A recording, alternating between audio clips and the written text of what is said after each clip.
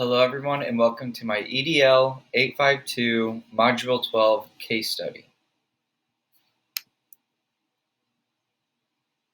To start off, we're going to talk about who is involved in this situation. So I broke this case study into two different parts. Part one was before the selection of the middle school principal, and the people involved in part one would be the school board members, Joe Rawlings, the superintendent, the principal advisory committee, which was composed of 4 teachers, the elementary school principal, the secondary school principal, and 4 parents, as well as the Lightville community. In part 2, this part was after the selection of a middle school principal. And the people involved in that would be Susan Potter, who was the new principal for the newly planned middle school for the Lightville Community School District, the Principal Advisory Committee, which is the committee that Ms. Potter put together. She better referred to it as the Vision Planning Committee. And that was composed of 4 teachers, each from different subject areas, and 4 parents. I also said the key committee member in this situation was Helen Burke, who is an English and social studies teacher, as well as a sister of one of the school board members. Her brother, the school board member, was influential in the decision to build a new school. And Helen and her brother actively campaigned for the building of a new middle school. When and where did the situation take place? The Lightville Community School District, it serves 2 predominantly rural townships. It is important to note that the community is growing. In 25 years, the school district enrollment increased from 758 to just over 1,200 students. The school district is within 10 miles from a major city. In regards to a timeline, the conflict started approximately 12 months prior to the opening of the new middle school. And I broke this case study down into a timeline from when things happened. So first, what happened was an influx of new families caused a need for more space for student learning in the schools. Then the idea of building a new middle school to alleviate space was suggested by the school board. The superintendent, Joe Rawlings, had an architectural firm study the space problems.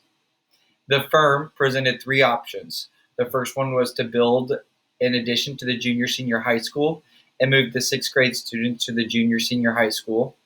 It was to build additions to both existing schools, or just to build a new middle school that would house 6th through 8th grade students. After that, the architect ended up recommending option 3, and the superintendent Rawlings concurred with that suggestion. After that, the community became split in 3 factions based on the common feelings about the recommendations. And then lastly, the initiative was voted on in a final vote of 4-1 to build the new middle school. So building a new middle school passed. After that, the superintendent posted the new principal position for the new middle school and developed a principal selection committee to hire a principal for the new middle school.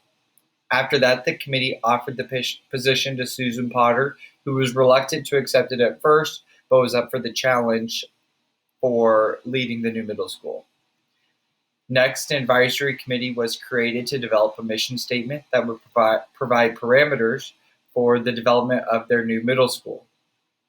The committee initially disagrees with Ms. Potter's request not to be committee chair, but later changes their mind and elects Helen Burke as committee chair. Helen and Ms. Potter met to construct an agenda for the next meeting. At the meeting, Ms. Potter requests developing the vision statement collectively as a group, and Helen disagrees. The advisory committee met as a whole, and Ms. Potter shared again her disposition on the matter. Dan Kelby, a PE teacher, and 2 other committee members disagreed with Ms. Potter's disposition. Ms. Potter then shared her plan for the creation of the vision. Next, the advisory committee votes on the issue. The vote was 7 members voted to have only Ms. Potter create the vision statement. 1 member did abstain, and 1 member, Ms. Potter, disagreed with not having everybody collectively work together to create the vision. So in this timeline, if there was a 15, it would be what should Miss Potter do next? She's kind of just contemplating what her next steps would be. So who are the people that might be involved or concerned by this situation? In my opinion, all members of the Lightville educational community are involved or most likely concerned with this situation. I believe everyone is involved because the building of a new middle school impacts the whole community. Whether or not their kids are at the school or not, they still have a involvement or stake in the situation or decision to be made. So what are the ethics involved in this situation? I believe there's a conflict of interest. There seems to be a conflict of interest on the advisory committee. Helen, who is an active campaigner against Ms. Potter, is the sister of a school board member who was influential in the decision to build a new school. Helen seems to disregard the fact that the community was not unanimous on the decision. This could mean ulterior motives are involved. Helen is wanting the expert, Ms. Potter, to take the lead on the creation of the vision statement. Ms. Potter is taking action by using best practice, which is collaboratively working together to create a school vision. As Ms. Potter knows, without school and community input on their wants and needs, Ms. Potter risks gaining buy-in from the Lightville community.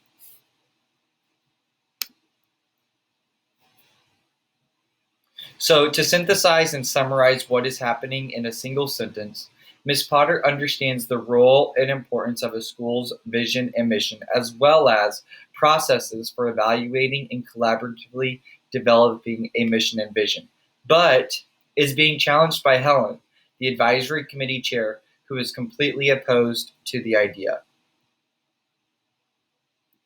To synthesize the facts, the people in this situation and their roles, it's superintendents, middle school principals, K-12 students, approximately 100 students per grade level,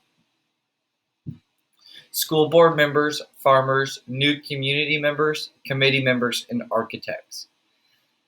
To synthesize the location in a rural area 10 miles from a major city, and 60% of the residents live on farms. And then the programs that are being offered. Currently, it's 2 schools in a community right now. One school is K-6 and one school is 7-12. So with the building of the middle school, now it will be a 6th through 8th grade middle school, where there will be 3 different schools.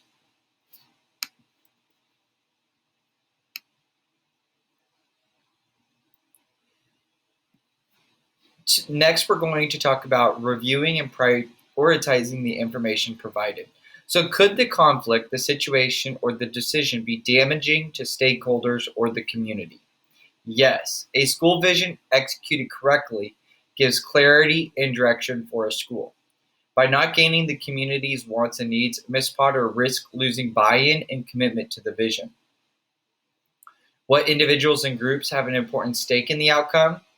Again, all members of the learning community have a stake in the outcome. This is because the school vision impacts all parties from the students to upper administration. Have all the relevant stakeholders been consulted? More consultation is needed with the district superintendent and other school principals. Can I learn more about this situation? Yes. Based on the advisory committee's current demands, a survey could be used to gather more information. On this survey, I would have committee members share their input on the decision to not collaboratively develop the vision statement, what they believe the core values of the school should be, what they would like to see the school be in the next 3 to 5 years, what should they keep, what should they stop doing, and what should we start doing as well. Do I know enough to make a decision? I feel like I do have enough information to map out options, but more information is needed to determine which option is best.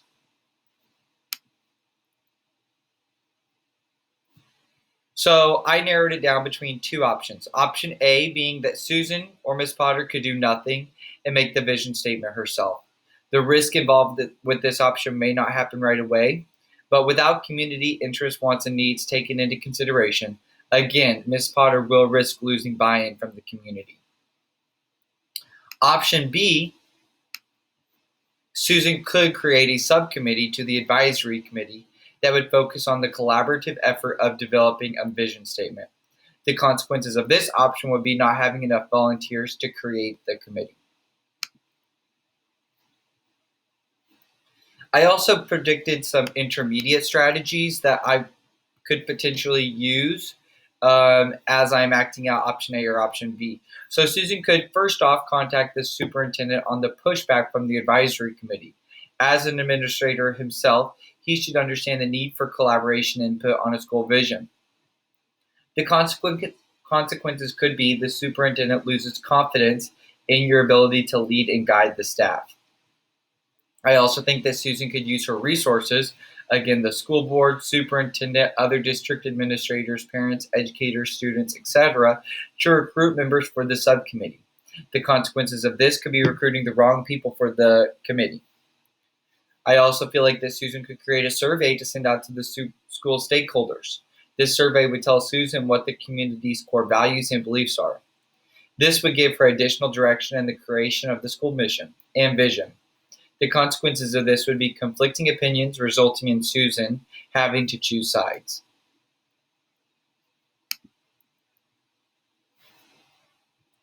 Now to evaluate the pros and cons of each option. So, pros of option A: Susan is doing what the advisory board suggested.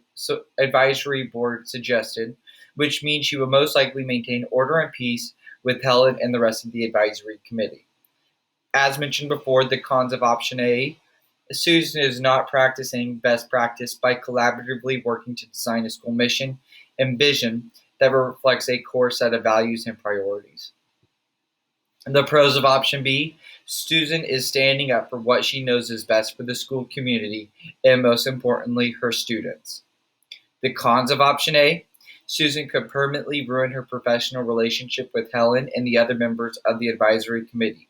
This could jeopardize her reputation in this new school community. I believe that we're now going to talk about the best option. I believe that option B is the best option for Susan right now. Susan is in a right versus right ethical dilemma. It is right for Susan to want to keep peace in her new school district and with her advisory committee. It is also right for Susan wanting to stand up for what is best for her school community and students. Given the circumstances that the committee initially agreed to act democratically, I think a fair compromise would be to add a subcommittee. Though this decision might be an unpopular decision for some, Susan will know what she is doing is best for the school community in the long run. Below is a timeline for the action plan for option B.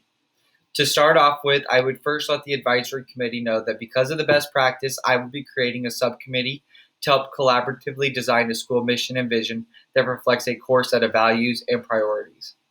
I would bring together a diverse community or committee composed of community members, staff, district leadership, students, etc., that is dedicated to creating a mission and vision that will act as the middle school's guiding North Star. Create the committee group norms that hold all parties accountable for the creation of the mission and vision statement.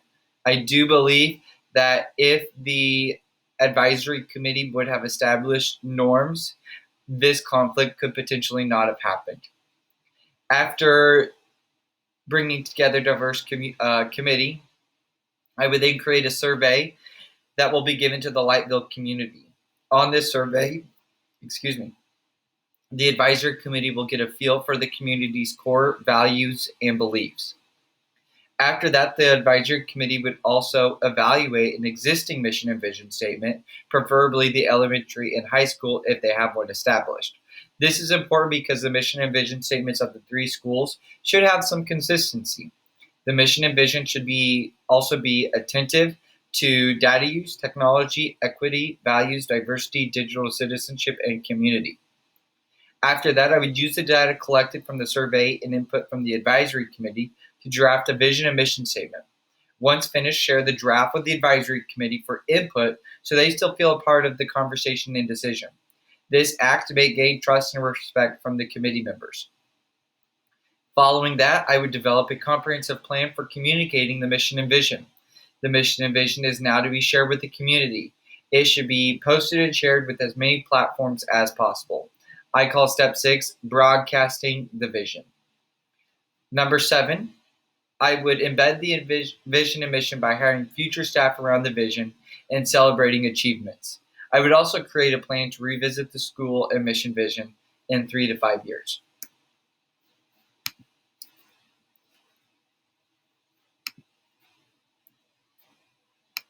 Here is my reflection over the case study in our EDL class. So this case study provided me an opportunity to address a conflict by standing up for what is best for students. Throughout this course, my capacity as a building leader has grown. I understand the importance of collaboratively working together to create a school mission and vision. This mission and vision should be how Ms. Potter's moral compass. Through this case study, I see how this mission and vision should be rooted in the needs and wants of the community. Through this case study, I see how Ms. Potter's moral compass has been tested. This course has taught me how to integrate ethics into the decision-making process. In this case study, I was able to analyze several different options, but at the end of the day, choosing the one that is best for students. Overall, this course has benefited me and my goals to become a successful building leader.